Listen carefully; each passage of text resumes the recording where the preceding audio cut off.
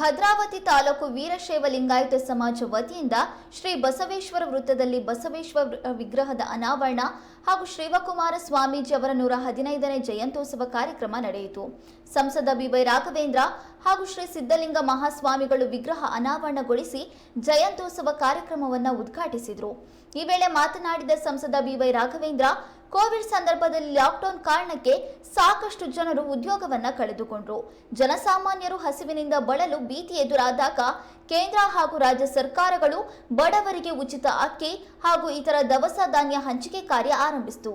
ಈ ನಿರ್ಧಾರದ ಹಿಂದಿನ ಪ್ರೇರಣೆ ಸಿದ್ಧಗಂಗಾ ಮಠದ ದಾಸೋಹದ ಕಲ್ಪನೆಯಾಗಿತ್ತು. ಇಲ್ಲಿ ಹಸಿವಿಗೆ ಜಾಗವಿಲ್ಲ, ಇಂಥ ಒಂದು ಆದರ್ಶವನ್ನು ಸರ್ಕಾರವೇ ಅನುಸರಿಸುತ್ತದೆ ಎಂಬುದು ಆ ಮಠದ ಹೆಗ್ಗಳಿಕೆ ಎಂದರು.